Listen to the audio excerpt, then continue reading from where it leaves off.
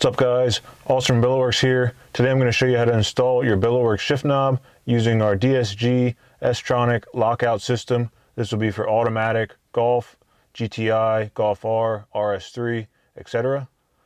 Here I have our 2020 RS3, so I'm going to show you how to do the install video. So let's get into it.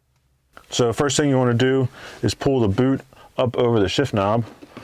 I'm going to start by pulling the boot up out of the trim from the front, and I'm just going to pull the boot up over the knob here. So the RS3 has this plastic clip down on the bottom that all you have to do is you just rotate this clip and that unlocks it, and that'll allow you to just pull the knob off.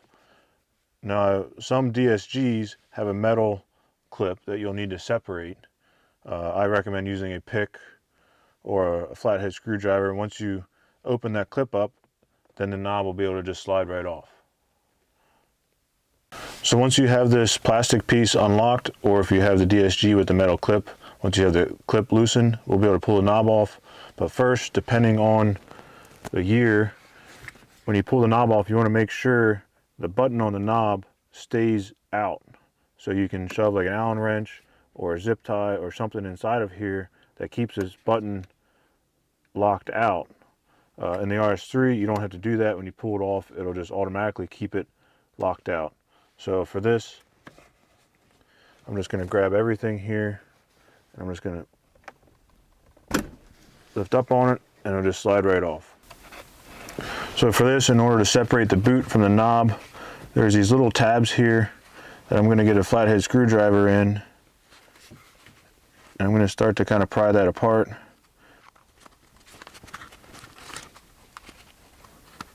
Depending on your vehicle, you might have these fingers at the top here that you might just need to compress to get it off.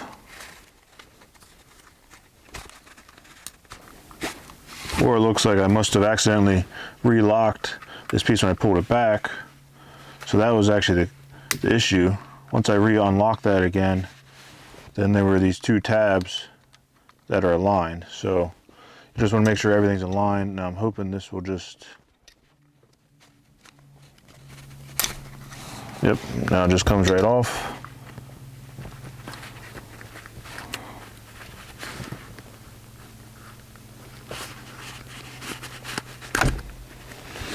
There it goes. Now the boot can be separated from the knob. So next what you'll want to do is I'm just going to slide the boot back over and kind of tuck it out of the way. Maybe I'll just kind of halfway pop it back in, just so we can revisit that then. Next, I'm going to take our reverse lockout system here.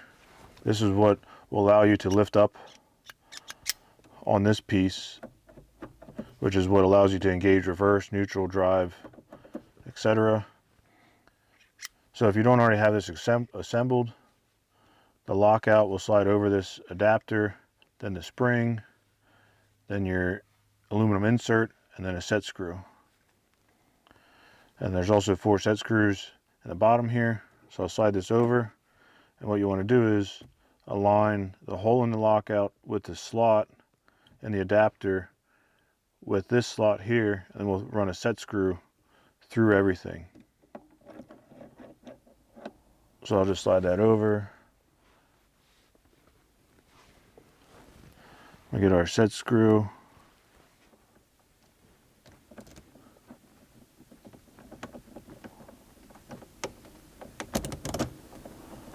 Slide that through.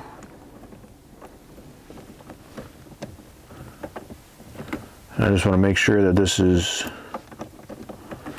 it grabs. Yep, so there'll be some slop there at first, but if you pull up on it, it doesn't come off. That means that set screw is going through that white piece, or that white factory piece. So the next step is keep that set screw inside there, and you want to pull up on the lockout system just until it touches the top. You don't want to pull too hard to where it actually pulls that white factory piece up. Just pull it up enough to where it touches, and then go ahead and snug the set screws.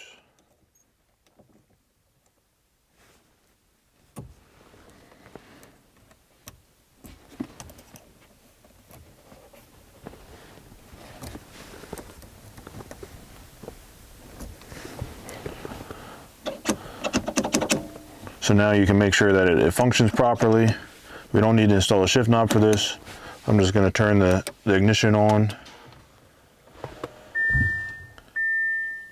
So then when I pull up on this, then I can engage reverse or drive. If I push it back into neutral, it won't allow me to go into reverse. I can just lift up, put it in reverse, lift up, put it in park. So it functions properly. I'll turn the key back off. Next, what I'll do is remove this set screw.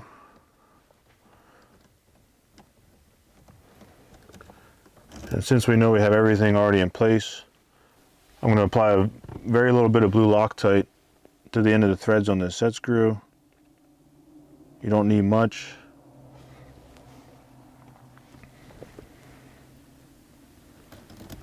And I'll slide that back through, and everything should already be located since you already had it installed. Or we'll thread this in enough to where the set screw is flush on both sides. So you want to let that Loctite dry for about a day. That'll keep that set screw from walking in or out. So we have these bottom set screws tight. We have our set screw in. Everything functions good that we already tested. So next we're going to grab our shift knob. This is our black smoke with red splash. This will be a good accent color to the red interior. But I do want to make sure that this set screw is locked into place. So I just have a T-handle here. Doesn't need to be super tight, but I'll just make sure that it's snug. So once that's snug, then I can just go ahead and thread the knob on. Knob will stop, it'll cover that set screw, and we'll double check again that the lockout still functions properly, which it does.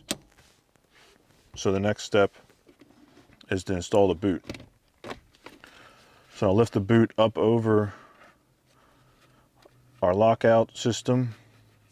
Maybe once again I'll just double check that these set screws are tight.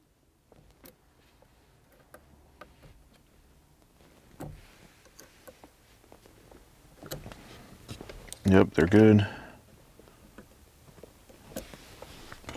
So next we'll take our zip tie. This will be the low profile zip tie that we include. So I want to pull the boot just up over the insert, and we'll want to use the section here that will hold the zip tie in place and keep it from falling down. So I'll tighten that up there, and I'll just cut the excess.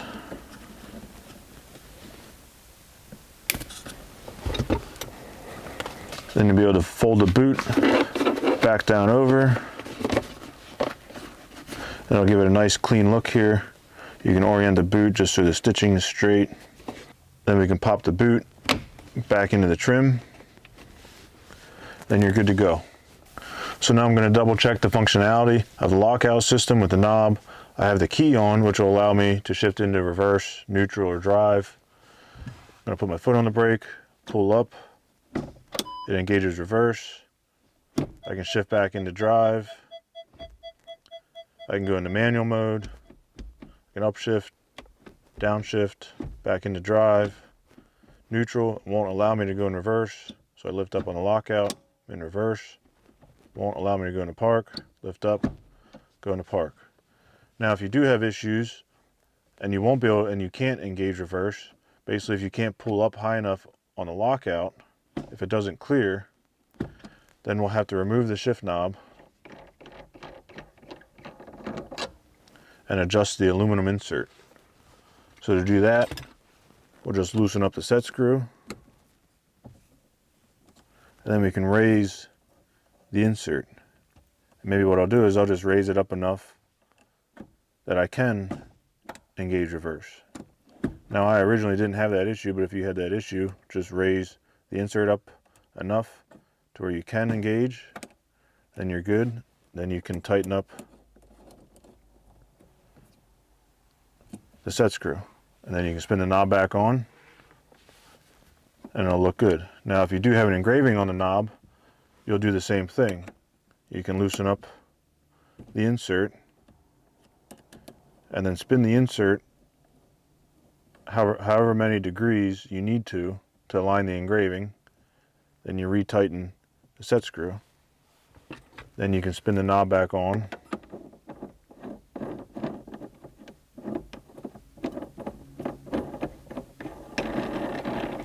And if you have an engraving and the engraving still isn't straight, you figure out how far off it is, and then you can pull the knob back off